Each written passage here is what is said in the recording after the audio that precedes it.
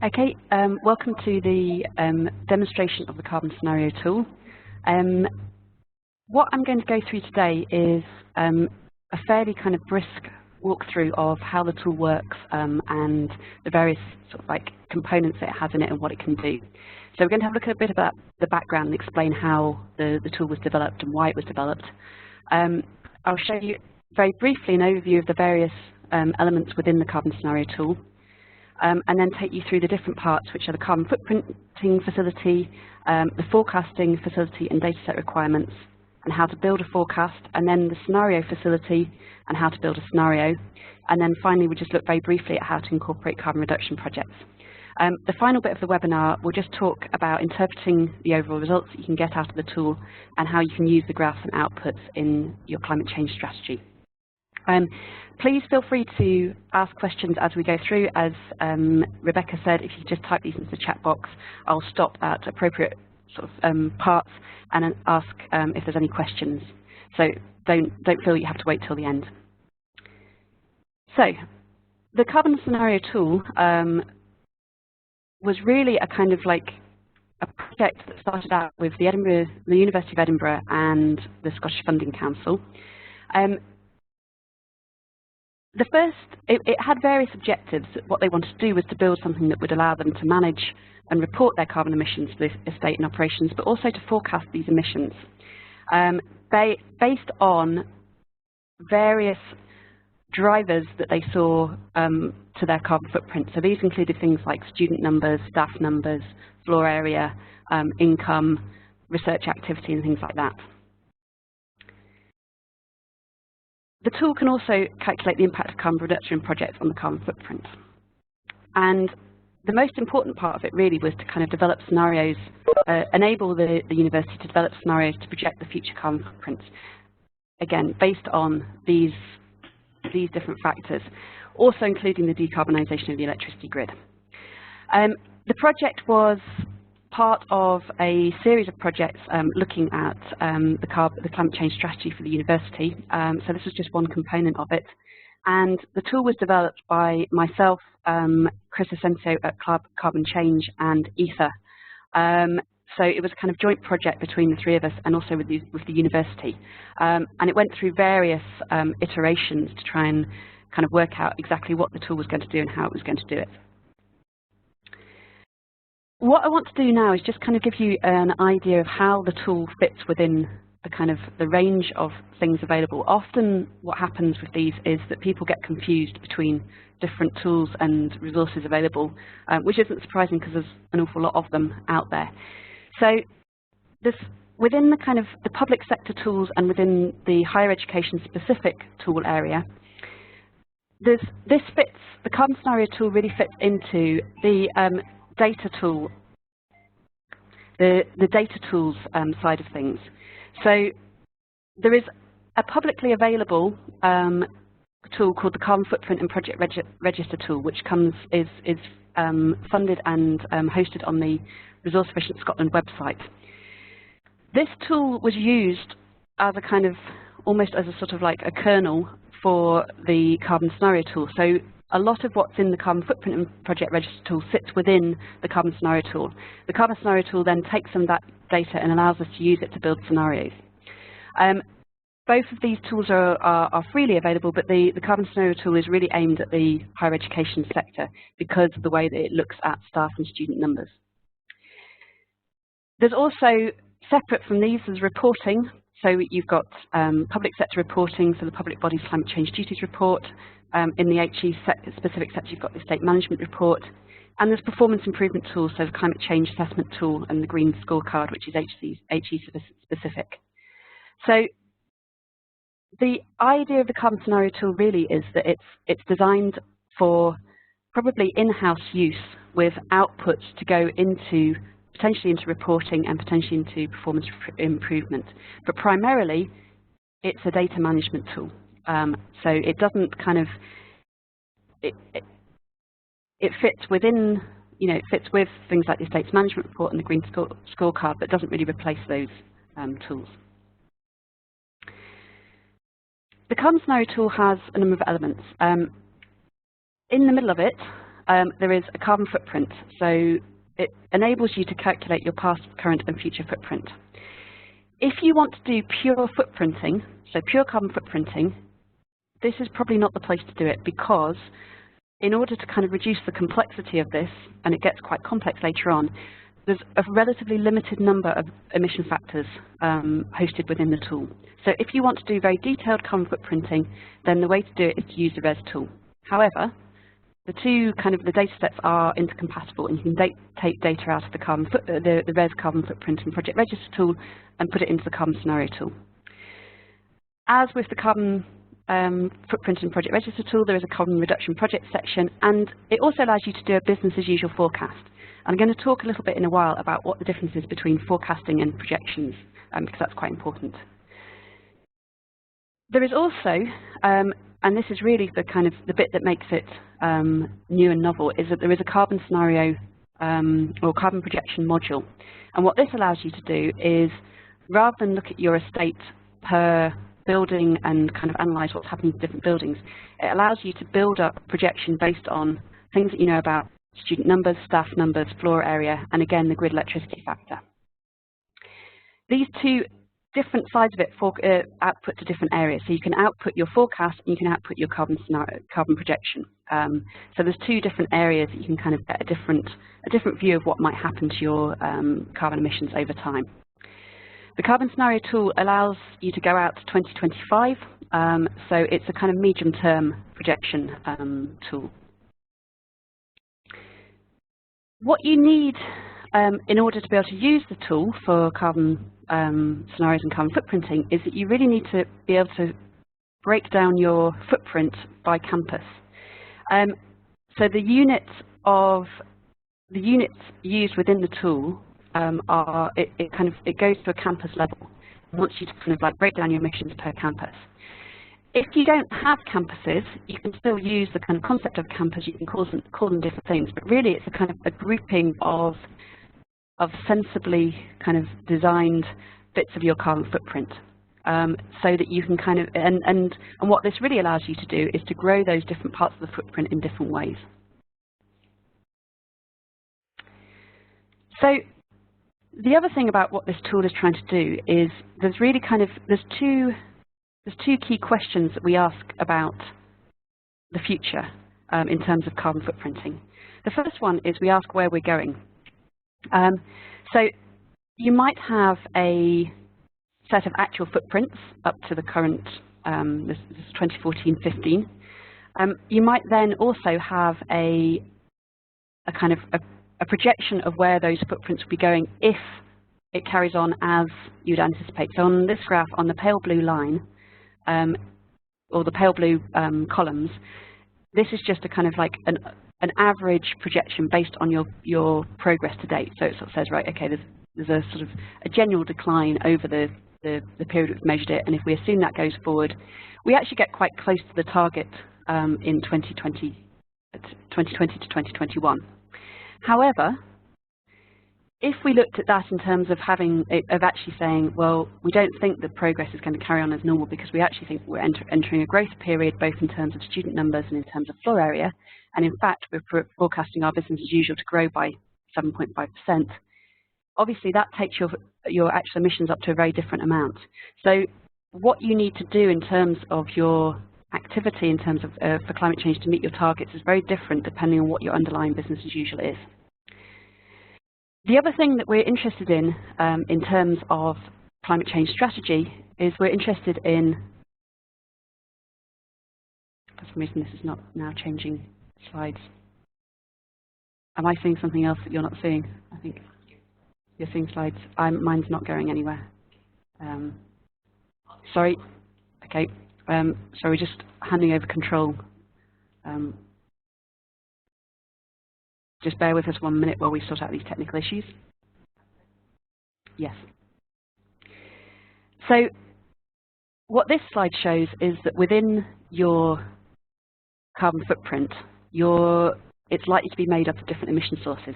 This one here shows 3 key emission sources for a number of universities, which are grid electricity, natural gas used directly, and natural gas used in CHP.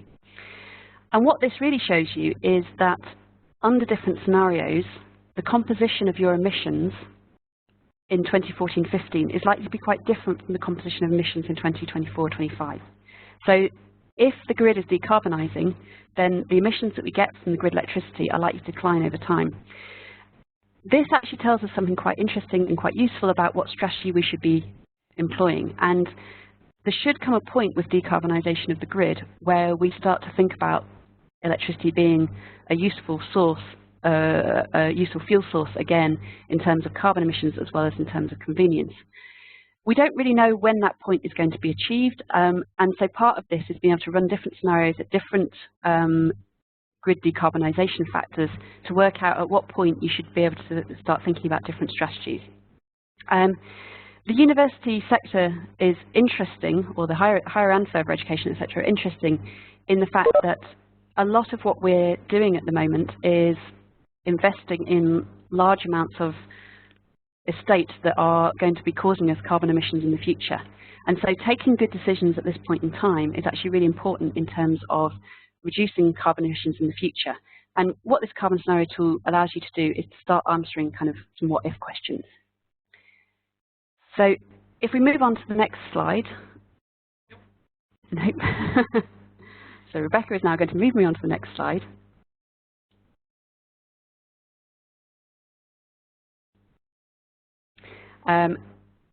This tells us the difference between forecasting and projecting. So when you run a forecast is an organisation's estimate of what will happen in the future, and it's really based on things that you do expect to exist and the course of actions that you expect to take. So a forecast is your best guess about what you're doing. So if you're thinking, well, okay, we've got new buildings, or we've got, you know, we're certain that we're going to be doing this, that allows you to run a forecast.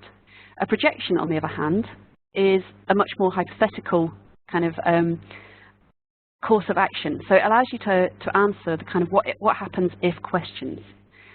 So an example of this would be for a forecast. If you had information about a specific new building, you might say, well, we know what the metre squareage is, we know we've got a mid-range estimate of consumption of 1 million units of grid electricity and 3 million units of natural gas, and that allows us to forecast what the carbon emissions will be for a given rate of grid factor over a period of time.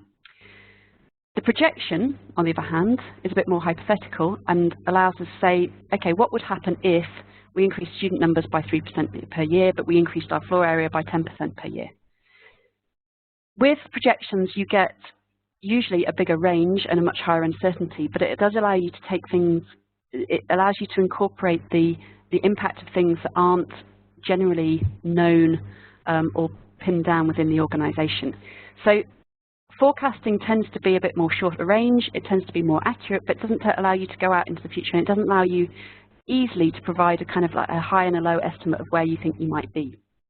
So this is why we built a tool that allowed to do both things. So you can run a forecast when you've got that information, but you can also run a projection where you feel like there is a factor that's going to influence your footprint, but you don't have sufficient information to put it into a forecast. So you don't know what building is going to be built when and what the emissions might be from that particular building, but you do know that floor area is going to increase in a certain campus area.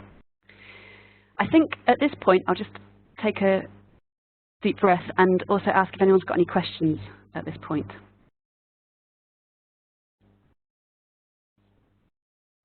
Is there any questions come in? We don't have any questions yet. If anybody's got any, please type them in the chat box. In the meantime, we will move on. So the first thing is looking at how you build a forecast. There are a number of ways to do this. If you are familiar with the Carbon Footprint and Project Register tool from Resource Efficient Scotland, these will look very familiar to you. So the first one is that you can add or close buildings. In order to be able to do this, you have to have them separately listed within your footprint. So if you have your footprint as a lump of electricity for your entire university or a lump of electricity per campus, this is hard to do. It's relatively easy to add in a new bond, but it's quite difficult to close buildings if you don't have them listed separately. The next mode to do this is to look at an increase or decrease in the emission source. So you can change for a particular year. You can increase the percentage or you can decrease the percentage, and you can also have a final year of operation and close a building that way. However, this only allows you to do one change per emission source, so the carbon footprint has to be listed out in great detail to get this forecast to work. The final way is to change the grid factor, and you can do this in the emission factors tab, and this requires you to have certain assumptions about the grid. Not easy to do. Lots of people seem to be estimating this in lots of different ways at the moment, but you can play different tunes on this to kind of see what would happen if the grid went up, or the grid came down, or the grid came down very sharply. So this is how you build a forecast within a tool, very similar to the carbon footprint and project to register tool. There are instructions within the carbon scenario tool to do this. At this point, what I'm going to do is just go and show you how the carbon scenario tool looks, so you can kind of have an idea of what we're actually talking about here.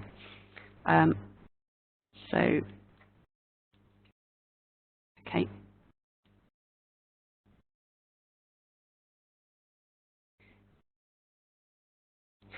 So the carbon scenario tool, again, if you're familiar with the res tool, this will look quite familiar at this point. There's a read this first tab, which has lots and lots of very useful instructions on it about how to actually use the tool.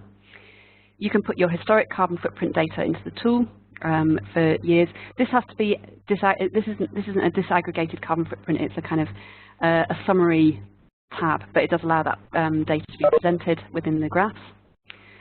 The carbon footprint and forecast spreadsheet allows you to add different emission sources and quantities. And this is also where you do most of the forecasting for your organisation. The projects tab I'll talk about later. And then there's a tab called the forecast output. And what this allows you to do is to see some various graphs. You can have your carbon forecast, so you can show your current footprint and your forecast footprint. And you can do it by emission source, you can look at it by campus, you can look at it by consumption, you can look at it by cost. So this is where all of kind of the output for the forecast, the carbon footprinting forecasting is. If we just go back now to the slides.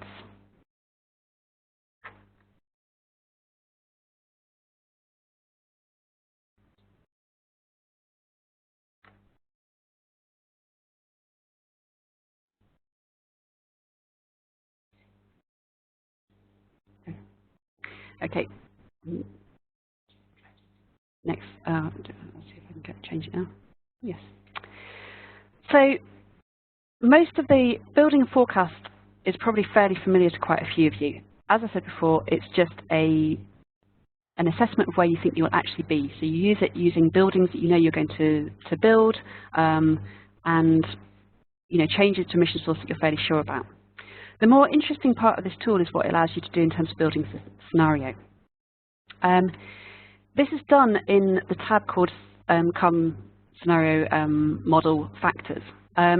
But what this actually requires you to do is to load the tool with information in the Space and People Allocations tab, which is a bit further along.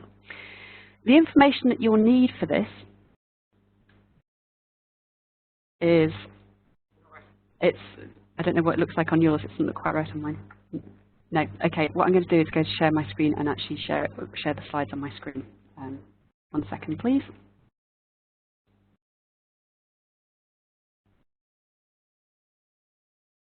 This is what happens when you translate between PowerPoint and webinar things. So everyone can just bear with me patiently.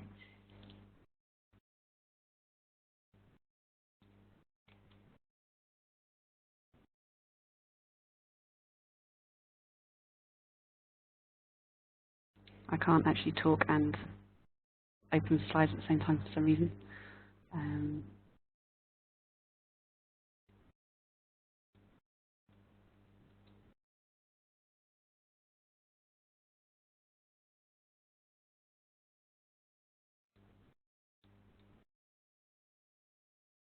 Okay, so this requires you to put information in the Space and People Allocations. It also requires you obviously to put your footprint data in. In terms of using the Carbon Scenario tool, this is the most laborious part of it. So what you need to do is you need to look at your various numbers of undergraduates, postgraduates, academic staff, non-academic staff, floor area and income. The source of this mostly is from HESA. We'll give you obviously submit this data to HESA every year, and so you will have historic data around this. What you need to do is to have it per year and also per campus. So from your institution records, what you need to do is be able to break this down roughly per campus.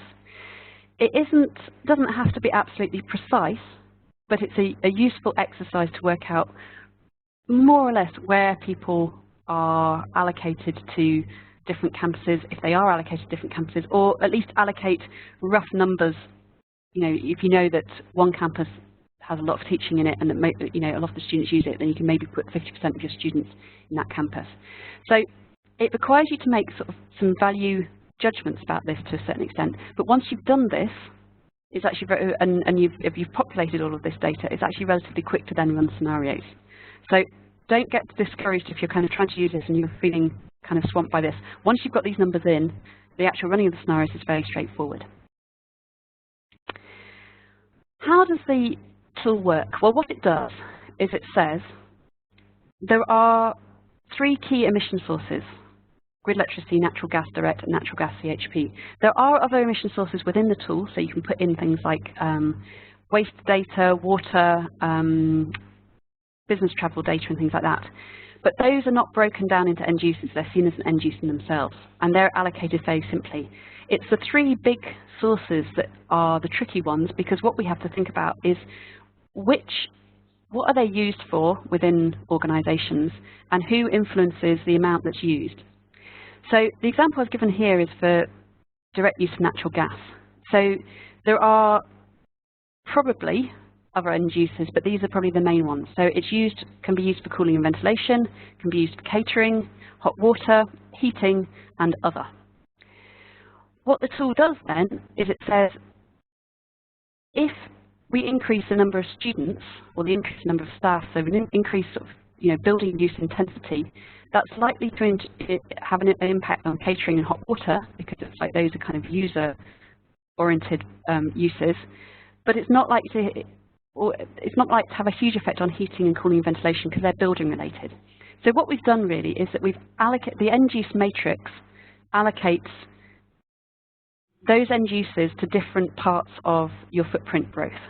So catering and hot water are allocated to undergraduates, postgraduates, academic staff and non-academic staff, whereas floor area gets cooling, ventilation, other and heating.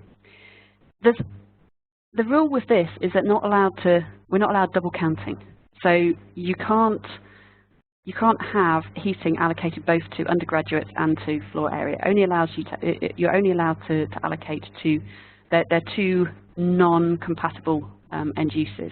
Because what this allows us to do is to say, what happens if we get increased student numbers separate from increased floor area, or what happens if we get increased floor area separate from student numbers?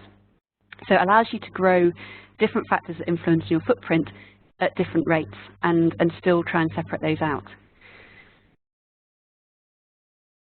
What it then does is it gives an estimated percentage, and what you can do with this is there is an estimated percentage which is based on government data. So there's a government data source which allows you to, if you do a bit of manipulation of the data, to produce an estimated percentage of what in the education sector the final use of grid electricity is, and it says, across the UK, about 11% of grid electricity is used in catering. About 12% is used in computing. What you can say is then, looking at that, actually, if we go to Campus A and we know that Campus A has really relatively little catering on it, but it's got a computer centre in it, and it's got, and so therefore there's more usage of that, which means less and maybe less use of lighting. So you can flex these percentages, which allows you to change for a campus the way that campus will grow depending on whether you change the floor area and the student numbers. Conceptually, this is quite difficult to deal with.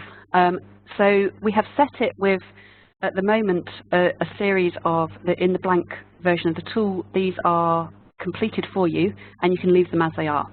And would recommend that in your first kind of pass of using the tool, if you want to try it out, is that you just leave the end use matrix and the end use assumptions as they are, and see what happens when you do that. As you get more familiar with it and you get more sophisticated using it, you can go in and start to kind of think about changing these for different campuses. Are there any questions at this point, Rebecca? No, I'm stunning everyone into silence. Right. So, if we put in some data on our carbon footprint and we put in some data on some student and staff numbers, what we can do is then fairly easily run a scenario. And first of all, let's just go and look at what that looks like. You will see when you go into the carbon scenario model factors that you get the option to do annual percentage change in student numbers, annual percentage change in staff numbers, and annual percentage change in floor area. So what you can do here is you can say, right, it gives you, I've already got data in here, so it's telling me compared to my base year that this is a percentage, these are percentages relative to the base year. So the base year is set at this point in the tool as 2014-15. You can change the base year if you want to, and there are instructions for doing that in the Read This First tab. But if we say that the base year is 14-15, if we want to say student numbers on campus A are going to grow by 2%, what I've done here is done a simple projection of saying, right, 2% growth every year from now till 2025 across all campuses.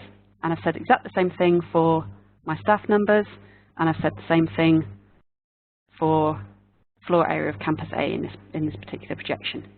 So this allows you to kind of change those, but you can obviously, if you look at this, you've got quite a lot of flexibility here. So you can change on campus A, you can change undergraduate numbers only, leaving postgraduate numbers static. You can change staff numbers without changing student numbers. You can change floor area without changing staff or student numbers. So this allows you to kind of be quite flexible about what the way that you build up a scenario. The other thing that you've got down at the bottom is you've got your grid electricity factor. And so what we've done in here is we say this, and this is what you want to put in here is the factor that you think will be in that year in the kilograms of CO2 equivalent per kilowatt hour. So this isn't a percentage change, these ones are actual numbers.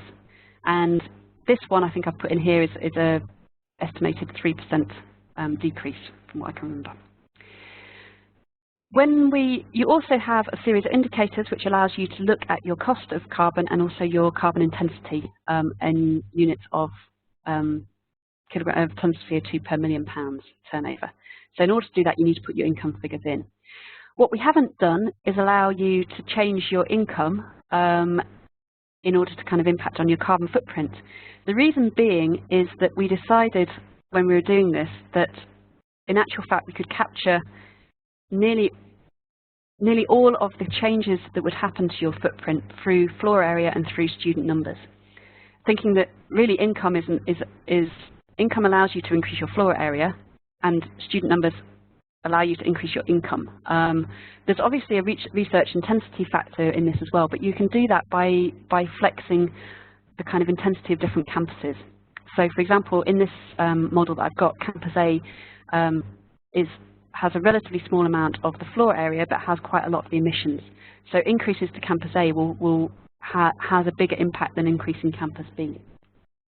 Now, if we go back to the presentation and we have a look at what happens for different scenarios. So, to be honest, populating the tool with my imaginary organisation for carbon footprint and my imaginary kind of staff and student numbers took me quite a long time, probably a good day or so of hard kind of data entry. Running these 3 scenarios took about 5 minutes to do. So once you have got the tool populated, it's really quite fast to kind of to be able to run different what if scenarios. And in fact, you can sit in a meeting and you can run those scenarios in front of finance officers and senior managers to say this is how this works. So scenario 1, we've got a 2% annual growth in student and staff numbers, but no floor area increase, and the grid factor is kept constant. So what this is saying is that we're basically putting more people into the existing buildings we've got. We're using our buildings more intensively. So what you can see here is that this predicts that your carbon footprint is going to increase over time.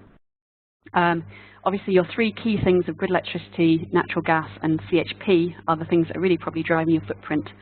But it's a relatively slow increase compared with quite a large net increase in staff and student numbers, because you're essentially using your campus more effectively because you're not increasing the floor area. However, when we run scenario 2, which does the same thing, so 2% annual growth in student and staff numbers, but also increases your floor area by 2% per year and keeping the grid factor constant. What this shows is a much sharper increase now. So what you're getting here is the increase not only of those staff and student numbers, but the increase of the floor area. So you're getting the emissions from not only the buildings themselves, but also the increased use of those buildings. This shows quite a sharp increase, but what happens then if we apply a grid factor, so we apply a decrease to the grid factor of, I think, 3%.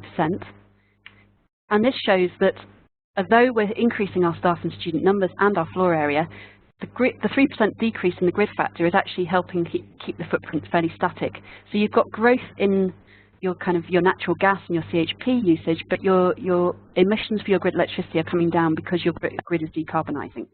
So you've got two factors interacting with each other. You've got your growth factor that's increasing your footprint, but you've got a decreasing factor, which is the decarbonisation of the grid.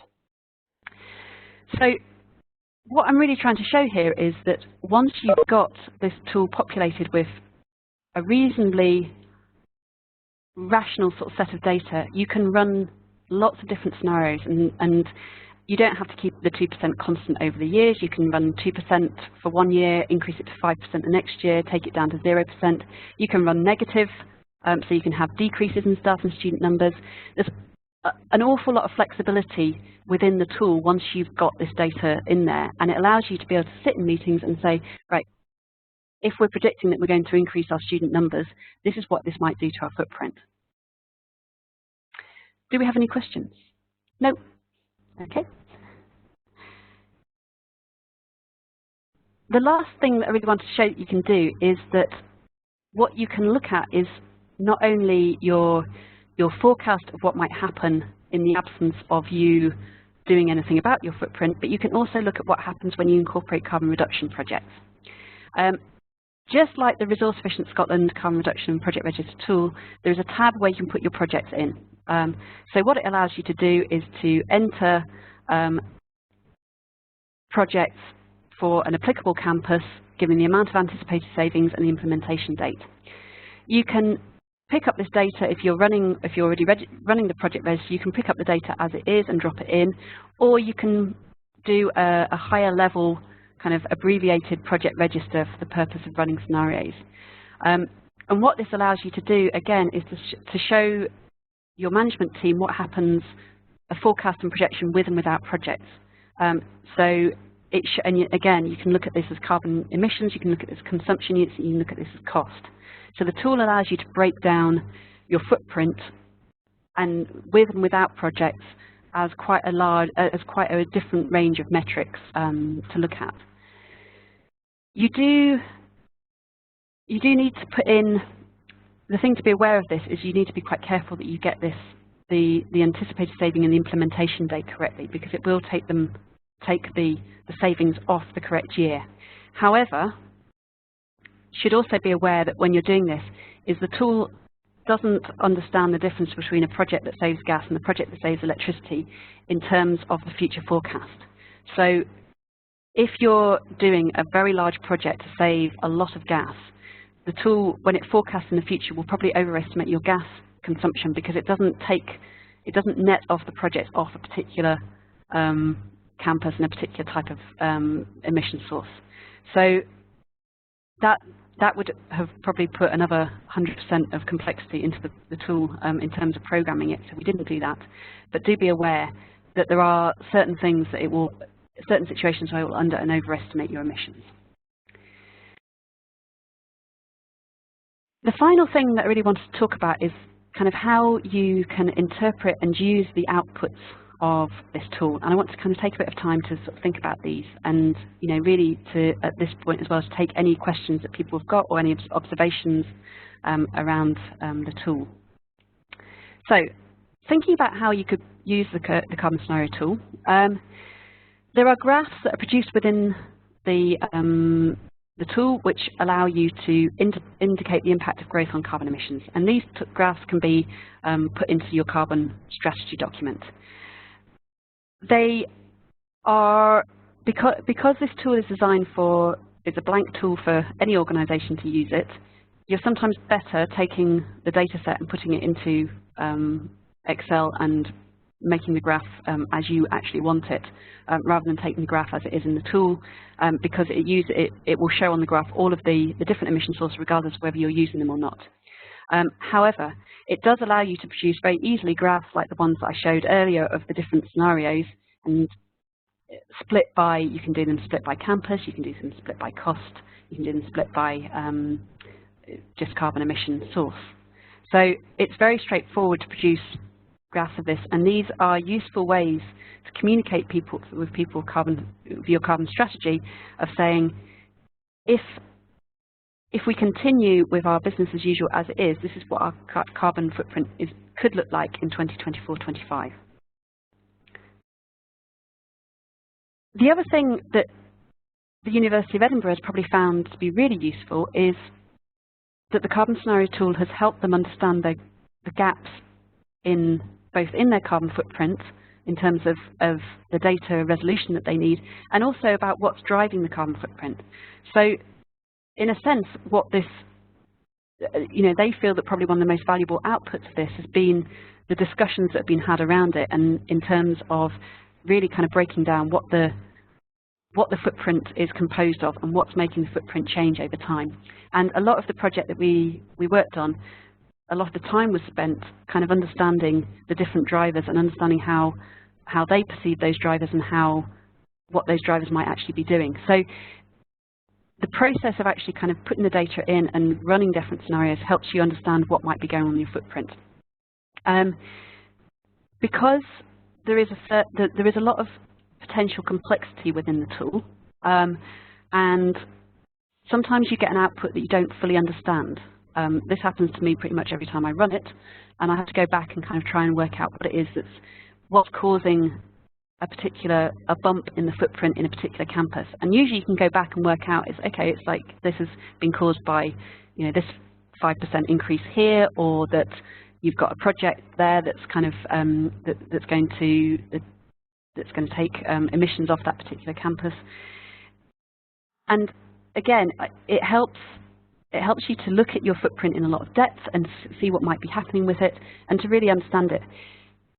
Because that can occur, there is a risk. There's a risk with anything that makes it very easy, a tool that makes it easy to run lots of different scenarios very quickly, is that you can keep running scenarios until one comes up with the result that you think you want to get.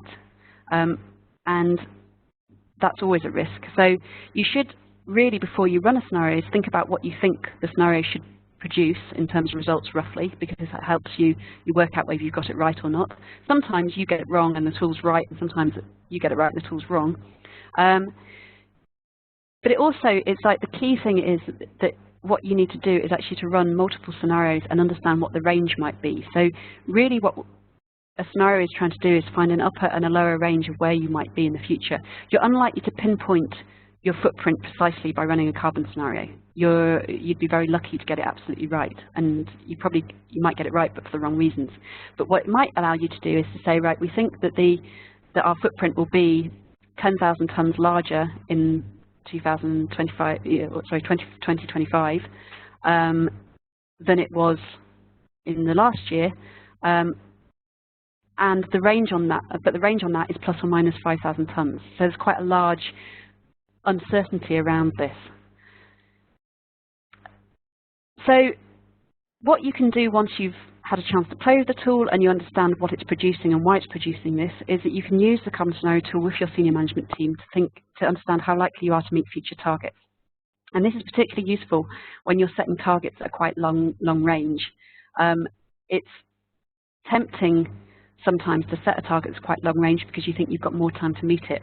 But senior management also need to understand that what's happening within your institution and what the institution is planning to do in terms of growth is an important factor in that. And it will allow you to see really whether you've got a chance of meeting the target, and if you have got a chance of meeting the target, what you're going to need to do to meet it and how much you're going to need to invest. And also what kind of other external factors you're relying on. So if your senior management team are saying, we're happy to set this target because we think the grid's going to come down and we think we're going to get 3% reduction in the grid every year, then it's useful for you to then say, well, this is what will happen if we don't get that 3% reduction in the grid. Are you prepared to take that risk? And build that into any kind of targets that you set. You can also think about using the carbon scenario tool to develop a range of outcomes for different growth strategies and investments. So if your institution is thinking about growing or wants to grow a particular type of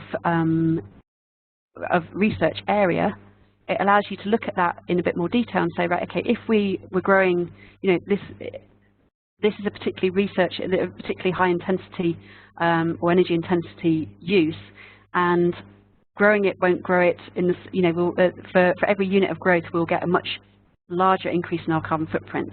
So it allows you to look at that in a bit more depth and understand what the impact of those different strategies might be. It also allows you to have a discussion with finance managers about capital investment in lower carbon buildings.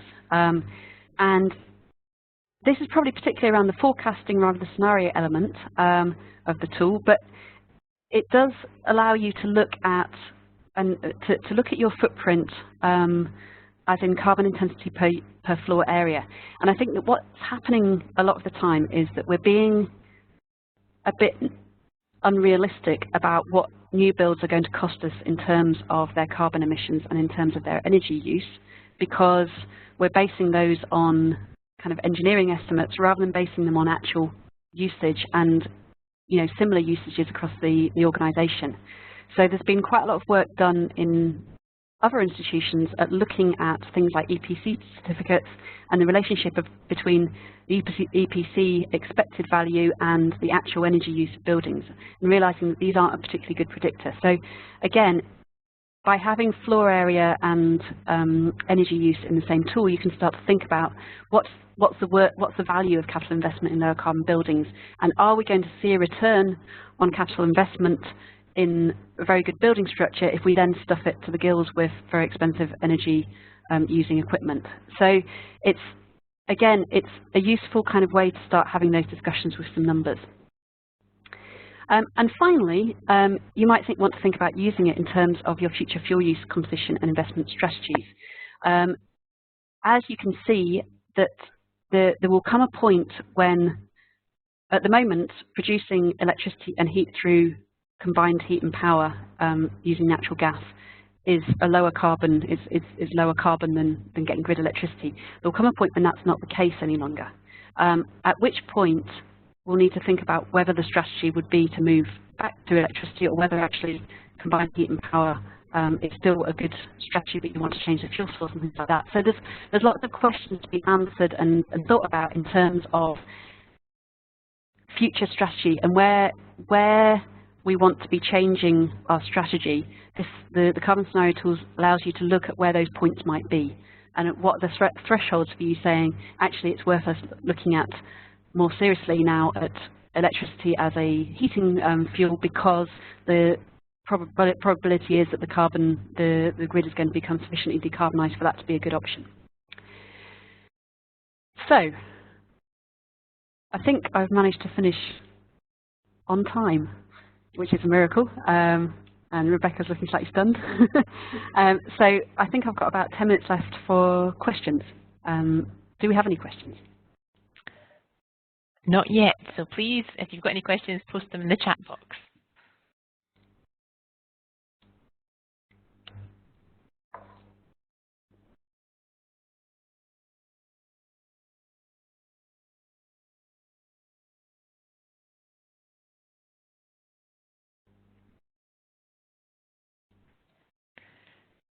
We've been asked, where can we get the tool? This is a very good question. We are still in discussions about where the tool will be available, but it will probably be, well, either be available from the EAUC website or the University of Edinburgh website, and as soon as we've got a location for it to be hosted, we'll let people know and circulate a link where you can download a copy of it. Great, thank you. The next question is, do you see this being of use for the college sector as well? Yes, is the short answer. It will depend to a certain extent on where you are in terms of your understanding your footprint and having this data available. The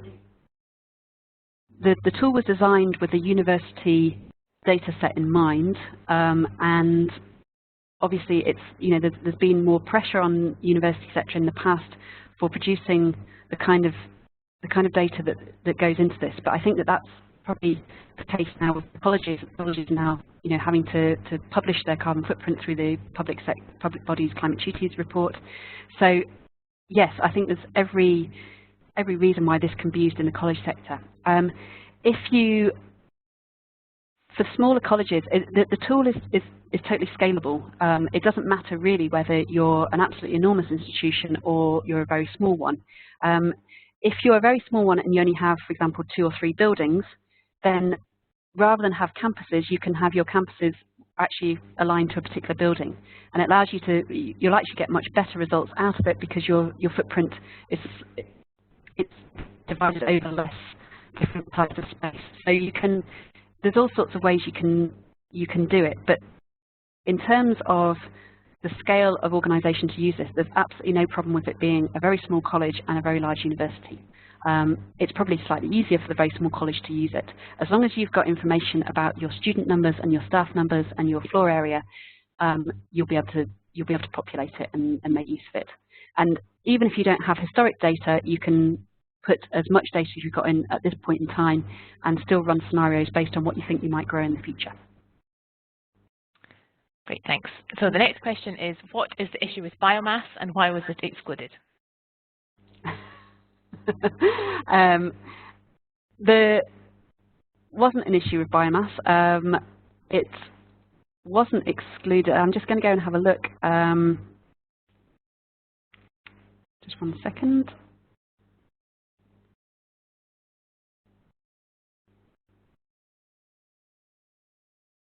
The tool has biomass in it. It was excluded for this particular example because the organisation whose data I borrowed didn't use biomass. So I didn't put biomass in as an example, but it can be put in. Great, thanks.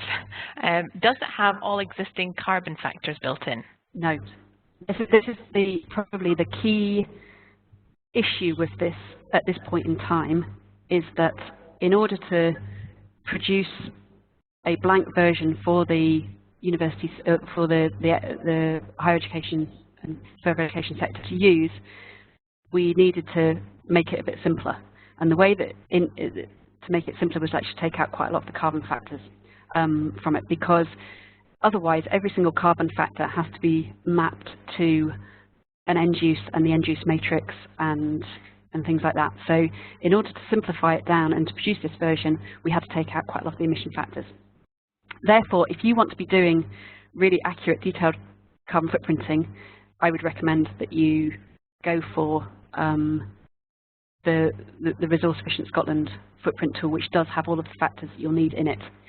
However, if you're really wanting to run scenarios, to be perfectly honest, you could put in, you can go for the kind of the 90% rule. So work out what things are actually, what emission sources are producing 90% of your footprint and work from them. If you've got an emission source that isn't in there, you can always do a translation. So for example, for this organisation, they had diesel used, and I realised that we'd taken diesel out, which was, not ideal, but you can always change, you can always convert it into one of the travel ones, so you can use the van diesel, convert it through to kilometres and use it that way. It's not, that is one of the issues of this, but this was, there was a pragmatic constraint on this, and it was really kind of to do with, being able to get a version out there that people might be able to use. And really, for almost every single organisation we've worked with, you know, the key emission sources are likely to be grid electricity, natural gas used directly, natural gas used for CHP, and flights are probably, you know, are going to make up 90% of your footprint. If they don't make up 90% of your footprint, you're quite an unusual organisation.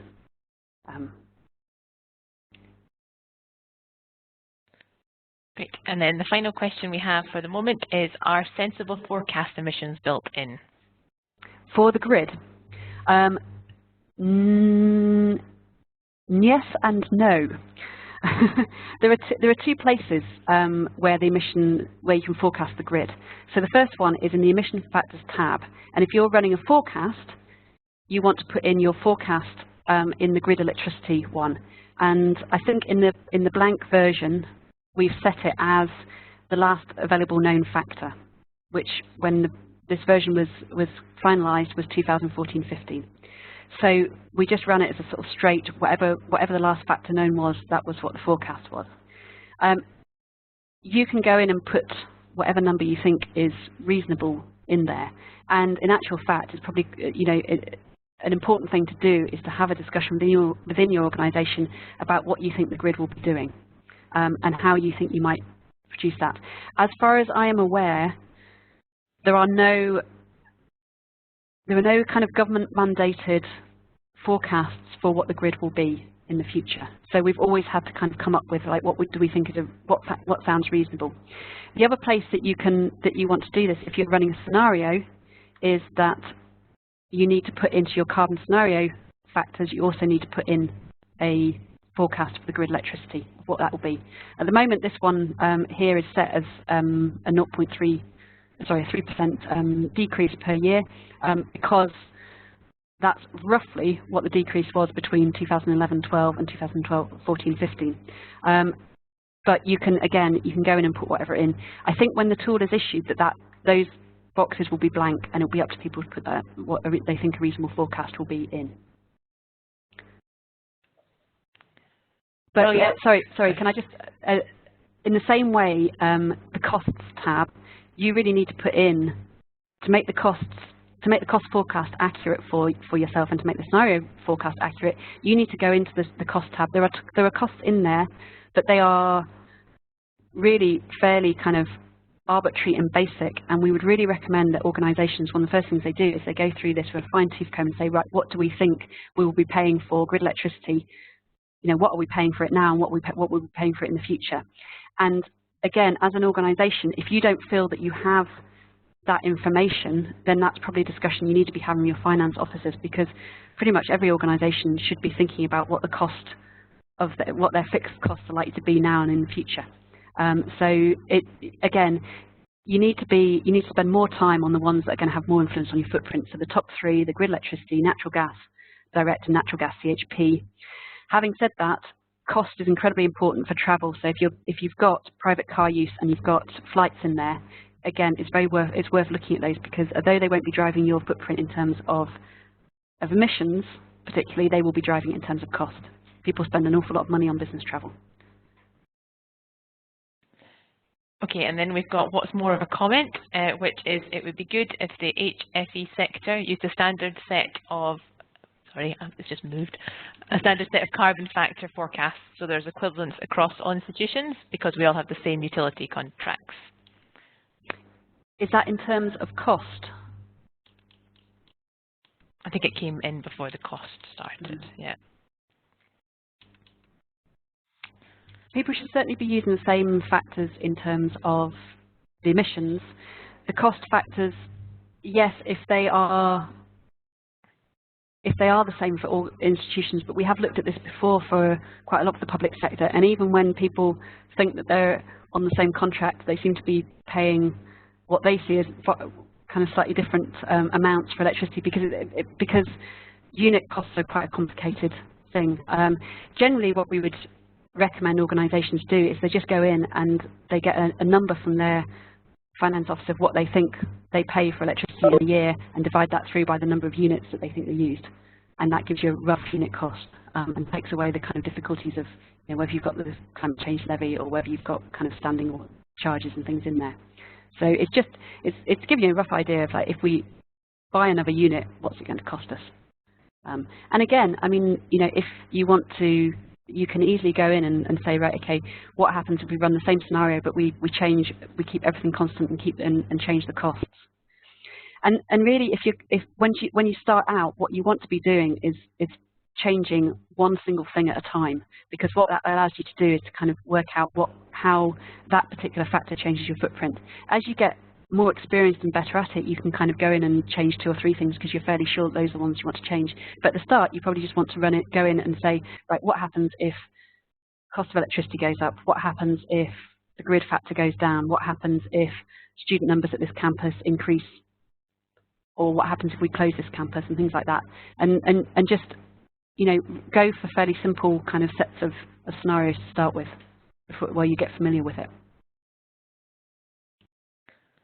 Great, and then another comment. There are published predictions for grid electricity published by DECC and the National Grid. Would a link to share that be helpful for everybody who's going to use this? It would be very helpful, but do bear in mind that when DEC have a projection, it is projection, not a forecast. So what they are saying really with a lot of these, the grid projections, as far as we can work out, and we have tried to talk to them about this, is that this is what will happen when everything goes to plan and all of their policies work out and the grid decarbonises. So those are predicated on everything working. And a forecast of what the grid would look like versus a projection of what the grid would look like are 2 very, very different things. And we know this because we've been looking at these projections. I think it's the Intergovernmental Analysts Group produced them, and they have been wildly wrong pretty much since they started doing them. So they might be getting better, and I hope that they would be getting better, but certainly they are over optimistic and over ambitious about what the grid, how quickly the grid is going to decarbonise, I think. Bearing in mind a simple regression analysis on the data that we've got from 2002 to kind of, you know, to the current day, we've not decarbonised a huge amount. So yeah, I think they're useful as a kind of starting point, but I'd be relatively cagey about using them and relying on them, would be my answer to that. And then a final comment, which is just that all sites are charged at different rates due to individual site characteristics, and that's come from somebody APCC. This is an internal problem with trying to forecast costs, and to be honest, the only thing you can do is get an average price per unit. We can't, again, you could have a different price, you could have a different cost for every single campus that you put in, but it would get ridiculous. So yeah, you have to go for an average cost. It's one of the problems with this, and again, I mean, it does mean that, again, you should be careful about the cost forecasts that are being produced out of this, because of that element, you know, that you might be actually increasing your consumption at a building where it's more expensive than your average cost, or less expensive. But there's not much you can do about that. Net overall, that's probably not going to be a huge factor, because I would imagine that the majority of units will be a relatively standard price, and it will be kind of individual smaller sites that are likely to be kind of aberrant in that sense. I might be wrong about that, and correct me if I'm wrong, but on average it should be okay. It's just the nuts and bolts might not be. Brilliant. Thanks very much, everybody. Thank you very much to Claire for her input today, and to you all for tuning in and asking questions. I will email you all a link to this podcast of the webinar probably tomorrow, so you can refer to it at a later date and share it with relevant colleagues. We'll also send you a copy of the tool once it's available. Please remember to complete the survey that we'll send out following this once you receive it. Thank you again for joining us.